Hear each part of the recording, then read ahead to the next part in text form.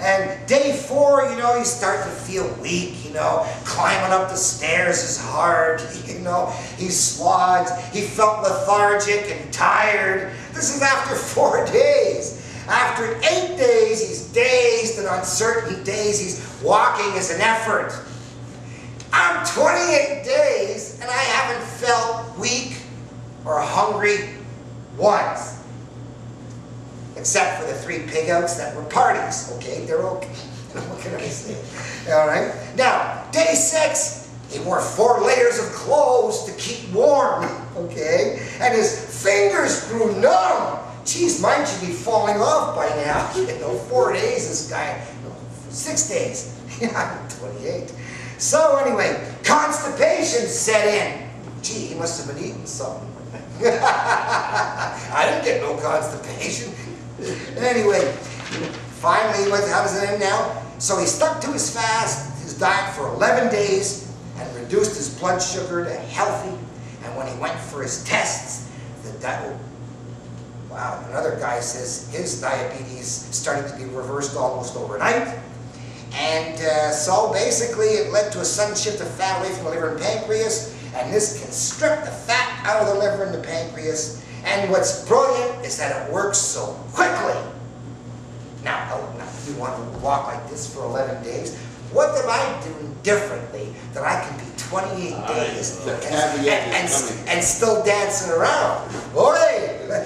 Now next, more about starvation first before we get to the punchlines. All right. Why fast? Part 2 about cancer. So instead of using medicine, rather fast a day. So basically, the most natural response of all animals when they're sick is to stop eating. Gee, that's pretty smart when you think about it. How come we don't do that? Ice cream, chocolate, please! I'm sick. So, normal cells go into survival mode during starvation, but cancer cells are always on. They can't go into starvation mode. There is no novel survival mode to switch on. So starvation-dependent stress protects normal cells, but not cancer cells. Even a modified alternate day of fasting with mice reduced proliferation rates of tumor cells. This 85% fasting regimen was even more effective than full 100%. Well, I don't know about that, but maybe who knows. And most recently, Londos found that fasting both retarded the growth of tumors and nothing much more was needed highlighted. So basically, in a nutshell, when you stop eating, so when the immune system has to deal with food, that's 70% of the immune system's function, because that's the main load of toxins and things coming in that have to be searched regularly to see what gets in, what gets out. So, if you don't eat, you free up your immune system. That whole extra 70% can be devoted to everything else. Step 1, immune system amplification by freeing it up from dealing with the digestive properties its major duty is. Step 2, when you go into cannibalism mode, your body starts to do what's called autolysis, L-Y-S-I-S. And that is the body cannibalizing its own cells. This is not autophagy that people have heard about, where a cell, eats up some bad stuff in the cell. This is the whole cell being eaten so that the other ones can survive.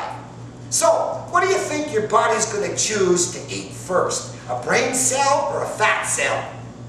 A fat cell.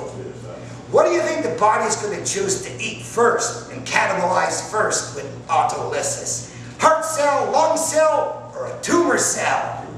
Tumor cell.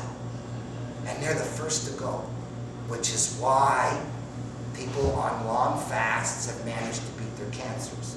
Now we understand why that effect happens. There's the autolysis that destroys the tumors before any of the good stuff. Well, fat first, and I don't mind your fat going, but after that, tumors and other bad stuff. So, that is the advantage of a long starvation diet. Now, John Armstrong, who wrote an infamous book, wasn't a doctor, had many miracle cures. He once said he fasted a guy 101 days. And there have been many reports of 49, 48 in his book, 7 weeks. Here I am at 4, and I'm wondering, geez, how long can this last before I get hungry or a week, you know? Depends on how many parties he goes. Well, 1 a week seems a reasonable limitation on my experience. I admit it, I think 1 a okay? week can keep you going for a long time. Okay, so now, how could a person go 3 months more without any food? Where are you going to get the vitamins, minerals, hormones, enzymes, all those antibodies, antiseptics you need to survive without food to have your body manufacture and make it into? Only one source. PP Power for poor people. See my videos on YouTube. Urine is not a dirt product. I call it kidney milk. I coined the expression. Milk is a product of the blood captured by the mammaries for kids, babies. Urine is a product of the blood captured by the kidneys added to sterile water for adults. Now, why would it do this? Here's what I found out this week. This is mind-blowing. In his book, you pee on a cut, you won't have a scar. The flesh will grow back. He calls it liquid flesh. What's going on?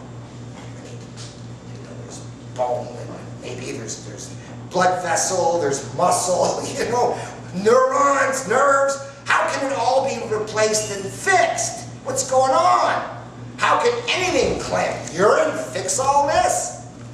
Here's the great story. Urine stem cells to grow teeth in China.